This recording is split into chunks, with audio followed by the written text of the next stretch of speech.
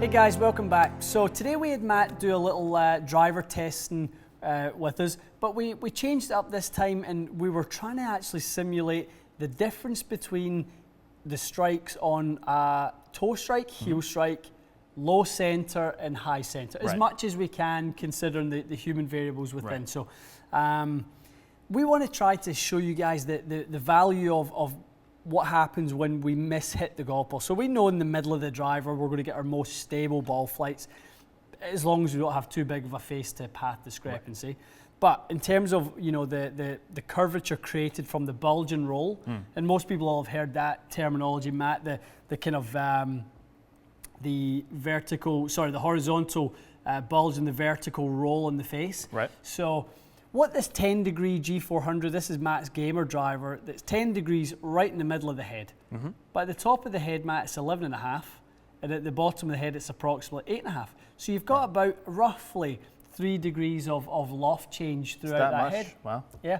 So that's something that's designed because of the gear effect on the driver. So when we do hit one low in the head will tilt down. Right. So not only are you hitting a lower lofted part of the head. So this motion happens. The head is also tilting down a little bit more. But to compensate for that, loss of loft through the tilt, the ball will actually gear up more. So it will actually, increase in spin. We've talked about this before, actually. I remember this conversation. Yeah. So, and obviously vice versa at the top. So we hit it out the top of the head will tilt back a little bit. This way. So you'll get a little deflection upwards. Okay.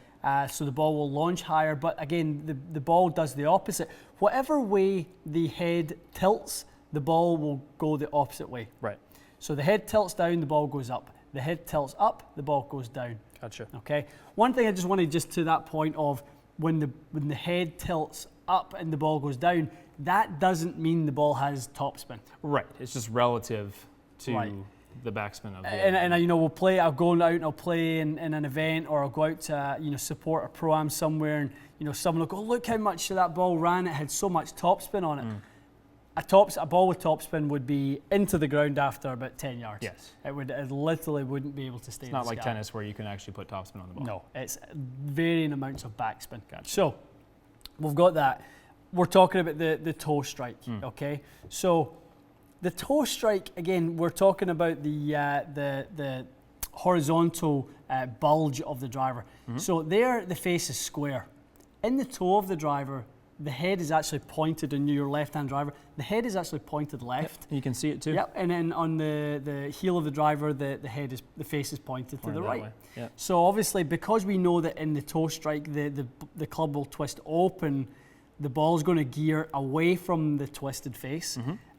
So that's designed to offset the launch to the left in order to allow for the amount of curvature back to the middle.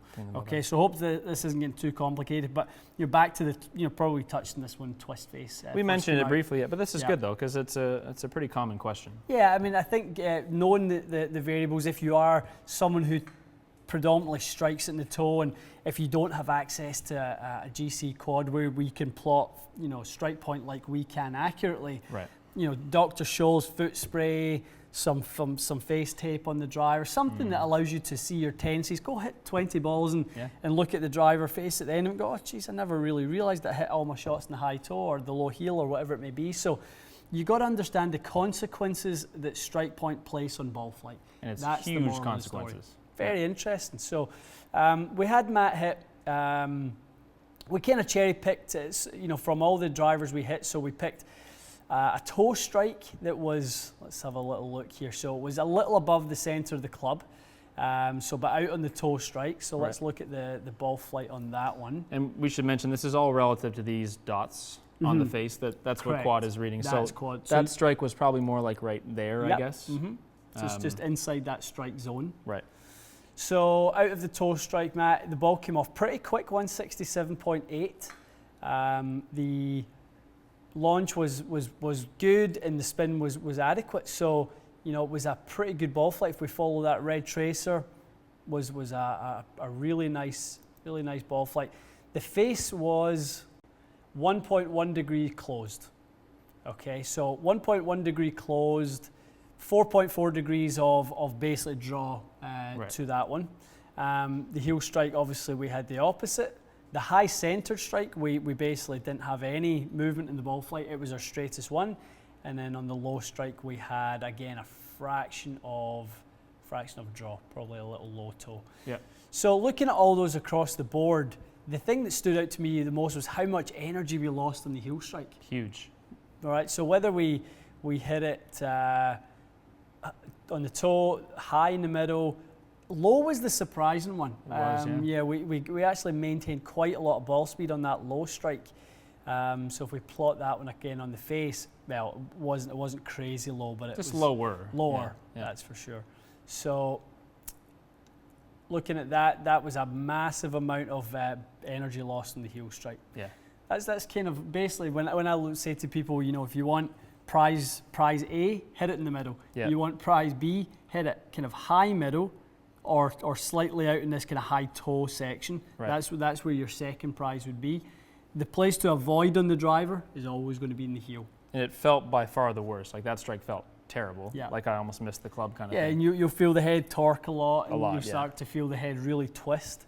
Mm-hmm. So you definitely don't want to hit that part. One thing that we talked a little bit about, I was kind of explaining to Matt, is in rotation as well. Oh yeah, let's talk about that. If we talk about the rotation across the heel to toe in that golf club, if we do that, okay, the part that's rotating at a significantly faster rate is obviously, look at the toe. It's moving significantly faster than the heel. So if we hit it in the heel, we not only lose ball speed, we lose applied club head speed. Okay. Okay, Yep. because we're hitting it sort of a heel off center. So again, we're going to get significantly less distance out of that. Right. In terms of the spin consequences, the heel strike really wasn't all that spinny for you. You spun it at 2100. The real spinny one was the low strike. Yeah. So the heel strike was, I guess, a fraction high of center, which helped, but Correct. it still was. It was still spinnier than the Yeah. other parts of the face. Exactly. So on the low strike, Matt, that was your lowest launching one, as we said, because with the head's tilting down, the gear effect is causing the ball to rise up. Mm-hmm. So you lost a good. On the vertical comparison, you lost 19 yards of carry, even though your ball speed was 2.5 miles an hour faster with the low strike. Which is amazing. Right, so that's where you can see some people who maybe don't have the most speed out there. Go ahead and optimize your launch conditions. Right. Yeah. Get that high launch, get that low spin, and even though you might not be the fastest guy in your group, you can still be the longest. For sure. If you optimize those launch conditions. So it's all about trying to get that kind of optimal ball speed, but high launch and low spin at the same time. Yeah, striking it high on the face, hit it 34 yards total further, and did exactly what you said. 34. Launched higher, spun the lowest, and swung slower, ball speed slower, but hit it 34 yards further. So there's the two sort of centered strikes. Yep. The blue one, obviously, a much flatter trajectory. The white trajectory hit a much higher peak and then was much steeper on its way down into the fairway. 34-yard loss, even though it was fat. There was more output from the driver. It's amazing. Interesting. Yeah. So knowing your launch conditions is vital. Let's do the same thing with the toe and the heel strike now. Okay, so got the golf ball curving in opposite directions, even though the delivery was very much the same as close as we can control. Like we talked about, massive loss of ball speed. Launch conditions never separated too much, but just the energy produced was the game changer there. Yeah. Okay, so 27 yards of carry distance and 37 yards of total. So the takeaway for me is, before you guys had this GC quad, Right. and now you know exactly where you hit it on the face. We would always use, if I was using TrackMan before, I was always, at some point, I'd always be using Dr. Scholl's spray just to know where the player was striking it. But this is more valuable for us to show the consumer. Of course, yeah. Because GC Quad can measure the differences in spin axis tilt. So whereas TrackMan, we could show them the difference and we could maybe show ball speed loss, we weren't able to show curvature change because TrackMan in its earlier forms was not able to show that the toe strike produced a draw and the heel strike produced a fade. Right. It would show the toe strike producing an open face. It would think that was a slice, and the heel strike, because of the impact, would close the face. It would think you hit a hook. Right. So it was actually given the complete opposite reading from what you should. So you got to be a little bit careful of what environment you're using a radar launch monitor. Yeah. Great technology, but limited indoors in its older forms. They do obviously have the new software. Yeah, which remains to be seen how it works. Hopefully gives a little bit better strike data. But if you're going for a fitting, and there was a couple shots I hit that felt pretty good, but they were actually on the toe. Right. You could get pretty poorly fit if you don't factor in that strike. You could get something that's way too low spin for you, or a shot or a club that's too high spin for you, for example, if you're not aware of exactly where you're hitting it. Completely agree. Absolutely, completely agree. So I think, you know, rounding it into the punchline is, you got to know where you strike the ball in the face. Yep. To understand the implications, the consequences of that strike zone. Not just just because you swing from the inside with a face that's a shade closed, if you add the heel strike into that, you might never draw the ball. True. Even though you have the DNA of a draw swing, you might never draw that ball if you can't shift your strike pattern into the right spot in the driver head, and vice versa, so on and so forth. I mean, there are people come in here and I see them and they're coming a little bit, from out to in with a little bit of an open face, but they strike it in the toe and they just hit it dead straight all day. Right. And, they go, I'm a drawer of the ball, I normally draw it. Well, you do if you hit it in the toe. Interesting. You bring in the heel strike to that, and you're no longer somebody who hits it straight to a little draw. Those swing DNA kind of start to really kick in at that point. But it's all relevant to the gear effect. Yeah, and that's something you could benefit from in a lesson. Definitely. What you just mentioned, take fitting away from the whole situation. Yep. You think you're trying to hit a draw, and it's actually your strike that's making you draw it. The awareness to that is so valuable. Yeah, definitely. I think sweet spot awareness, I call it, is really key to guys. And I don't think it's a bad idea. Even obviously, most people don't have access to GC Quad. Go get that Dr. Scholl's foot spray. Spray the driver.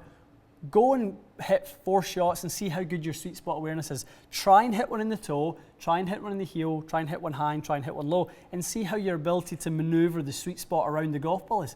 That's when you truly own your swing. You're able to do what we just done there. Yeah. And that's a real test of being able to maneuver the sweet spot around the golf ball. Awesome. This is great stuff. Yeah. Interesting. Guys, I hope this was of value, and definitely encourage you to go out and do your own testing now. Get out to the club, get out to the range. Dr. Scholl's you can pick up from kind of any drugstore or Walmart. Yeah, it's $5 or $6 or whatever it is. It's money well spent. Yep. Keep it in the bag. Sometimes if you're struggling with your game a little bit, that might give you the best indication as to what's going on. You might get a quick fix. I didn't realize I was that close to the hosel in the irons. Yep. No wonder I'm shanking the odd one out in the course or something like that. Get a little bit of feedback. That's the key, I think, to this whole thing. It's getting feedback to what's going on. Awesome. Excellent. Guys, thanks so much for joining us. We'll talk to you again soon.